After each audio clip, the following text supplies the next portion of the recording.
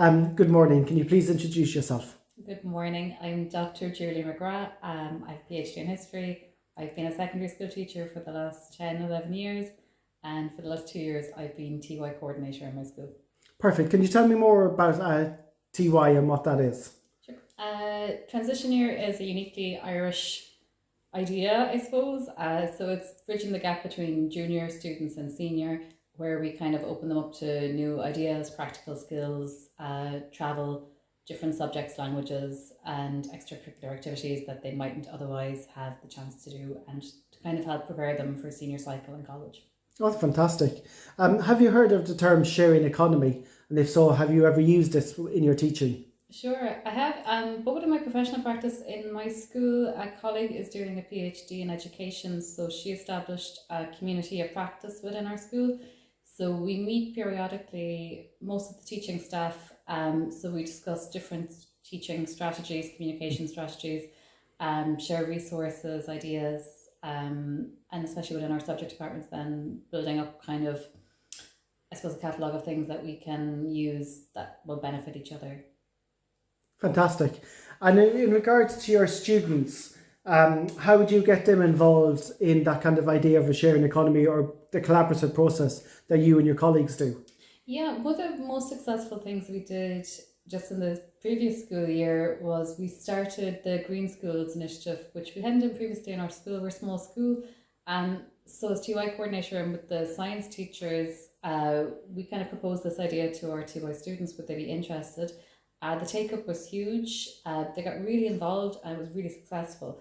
And I think it was successful because it was very much student-led. We gave them kind of particular roles that they could take on, and they could take ownership of it.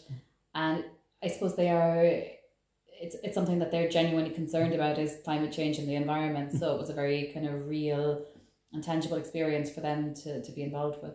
Oh, fantastic.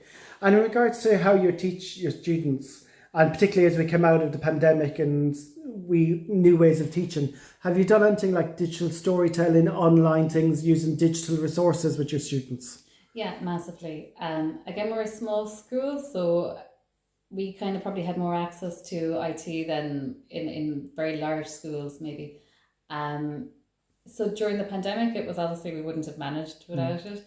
And since we've kind of come back and we're in-person teaching again, I would say students are comfortable with using technology now in comparison to other years. They're a little bit more adept. And I suppose it mirrors their real lives. It's just a normal part of life now. So in terms of, research and communication, yes, we have used digital storytelling in my classes. They've made their own kind of little audiobooks, comic strips.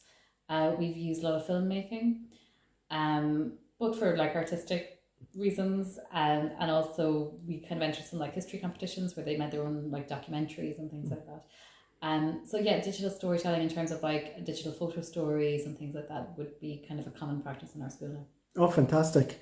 That sounds really good. In regards to teaching, what do you think, particularly for your cohort in a secondary school scenario, what do you think the biggest challenge of getting these new, bigger global ideas, like we were talking about, or getting that external worldview into students? How do you go about that? Or what challenges do you see in that area? It is definitely a challenge. I think there's a tendency to be a bit insular, and we're a small little island, I suppose, and we kind of, especially it's kind of, you're at that point in your life, I think, as a teenager, when you're very much thinking about your immediate kind of, what am I going to do with my life and what am I going to study, and it's very immediate. So the big kind of world issues seem very far away sometimes. With us, it's a dialogic practice, I suppose, where students are free to discuss pretty much everything with us, and they do. So I think it's kind of incumbent on teaching and management staff to allow students the space to discuss issues and to also give them a good grounding and basis of knowledge in what is relevant and pertinent to their lives. Oh, that's fantastic.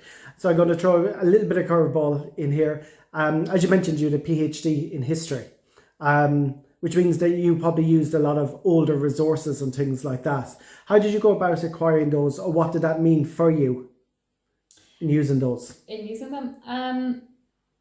For me, it was totally essential to use the primary sources. My PhD is in 19th century history, so I looked at mainly 19th century, some 18th century documents, and some older than that. So that was the foundation of my PhD completely, those primary sources. So I accessed them, some online, digital scans and copies, which made life much faster rather than searching through thousands and thousands of newspapers. I could do a quick search, so that's great.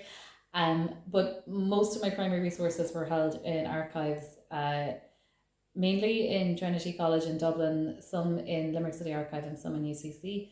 Some are private collections, some were donated to the state, like in the National Library. So really, you had to work in that kind of that sharing idea of bringing all these archives together to get your PhD. Absolutely, yeah. That's fantastic. Even I said it again. That's fantastic, Dr. McGrath. I really appreciate your time and the work you're doing with your transition year students. It sounds like they're really getting a 360 world view of the stuff that's going on in the world, which is fantastic. So thank you very much for your time. Thanks, Dr. Barry.